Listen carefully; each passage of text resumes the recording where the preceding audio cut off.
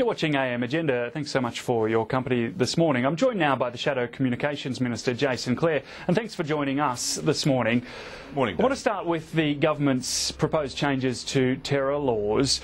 Well, when you were the Home Affairs Minister under the Labor government, there was a similar push in some of these areas, for example, the collection of metadata. But in the end, Labor got cold feet, if you like, and didn't proceed with those changes. Why was that? What were the concerns at the time?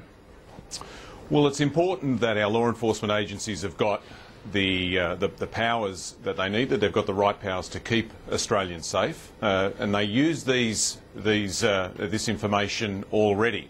When people make a phone call or use the internet, they leave a digital fingerprint, and whether it's law enforcement agencies or our national security agencies, they both use this sort of information in their investigations. The real question here is, as the amount of data that is produced continues to increase over time, should internet companies be required to store and keep all of that data for extended periods of time when it's not part of their normal course of business? Now, that's an important question to ask. When the now government was in opposition, they said they had grave misgivings about this. We think that this is something that really needs to be tested and properly analysed. It needs to involve consultation with all members of Parliament, but also with the general community. But isn't there some urgency, though, to getting these laws in place? I mean, David Irvine, for one, the head of ASIO, has said that these changes are crucial. Well, I think what David and others have said in the past is that this is happening already. The real issue here is about entrenching this, mandating this data being retained in the future. What about sharing it with other countries? Should Australians be comfortable with that? Well, I think I've made the point in the past, David, that intelligence is only useful if you share it with other countries. We live in a world where citizens move from one country to another, and an important part of Australia's national security is exchanging information with trusted countries. The Five Eyes countries, Australia, the United States, Canada, England and New Zealand, already do that, and that's an important part of keeping Australians safe, making sure that we've got access to intelligence and information that not just we collect, but other countries collect as well. And just on the collection of this data as well, we've probably still got to have a closer look at the legislation, the wording of it in detail. But the Prime Minister this morning said that we would be, or that internet providers would be collecting the sites that you click on. Now, does that mean that they would have access to your browsing history and therefore, you know, a pretty clear picture of what you've been doing online? Yeah, it's a good question, David. We need to get an answer to that. David Irvine has previously said in Senate committees that that wouldn't be the case. We need to look at the detail of the legislation, understand what implications this will have for people's privacy. We also need to get some detail on who will pay for this, because if internet companies have to hold and retain extra data, then that creates extra cost and potentially extra cost on your internet bills. Now, yesterday the Attorney-General refused to say who would have to pay for this, and we need an answer to that question as well. Because Bill Shorten also yesterday said that Labor would not support what he called an internet tax. What exactly does Labor mean by that?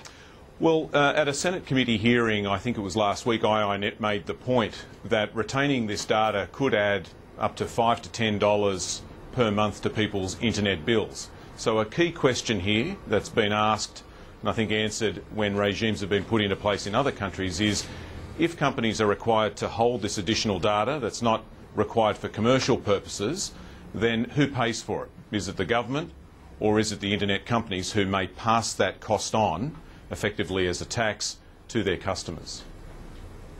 OK, well, I want to look at the government's course of action, its changed course, if you like, on its plans to change the Racial Discrimination Act, Section 18C of that Act. Yesterday, the Prime Minister announced that that had been put off the table, if you like. What does Labor make of this? There was a concerted push, not just by Labor, but some within the coalition as well, to ensure that this didn't go ahead.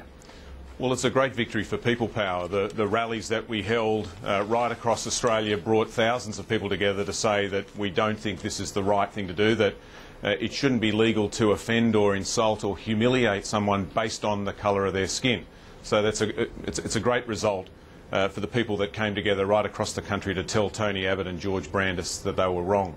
It's humiliating for George Brandis. You've got to say that he must now be considered the worst minister in this government.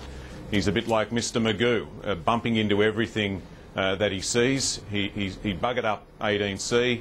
He said offensive things about East Jerusalem not being occupied, and the risk is that he might make mistakes here in this area of data retention or piracy law reform as well. On Tony Abbott, I think this goes to judgment. He supported George Brandis. He thought this was a good idea. And as Ed Husick said this morning, he's only backing down on this not because he doesn't think that his ideas were wrong, but because he knows they're unpopular. And David, I'd make one more point. Doesn't that show that the Prime Minister's listening to the community and listening to those within his party? Well, it goes to judgment, David, because he still thinks that it's right to be able to offend or insult somebody based on the colour of their skin. And I think that that's a very worrying thing for a Prime Minister to hold that view. But I'd make one more point, David, and that is that this is one backflip or one back down. And don't be surprised if between now and when Parliament returns in the next 2.5 weeks that we see another backflip on the $7 doctor tax, or another backflip on the cuts to pensions, or another backflip on the doubling of university degrees. Christopher Pine's at the Press Club this afternoon, and I wouldn't be surprised if we start to see backflips on higher education reform as well. And just before I let you go, just a question without notice. Mike Carlton has now resigned as a columnist for the Sydney Morning Herald after some fairly abusive comments and tweets and the like. As Shadow Communications Minister, what do you make of this furore that is dominating coverage on the front of the Australian newspaper, for example, today? Yeah, well, that's a matter between the Sydney Morning Herald and Mr Carlton. I think the Sydney Morning Herald have said that it's important that the newspaper and its journalists are polite to its readership, and I think that's an important principle that all media companies and journalists should observe. Jason Clare, Shadow Communications Minister, thanks so much for your time today. Thank you. Thanks, David. And that is all we have time for on the program today.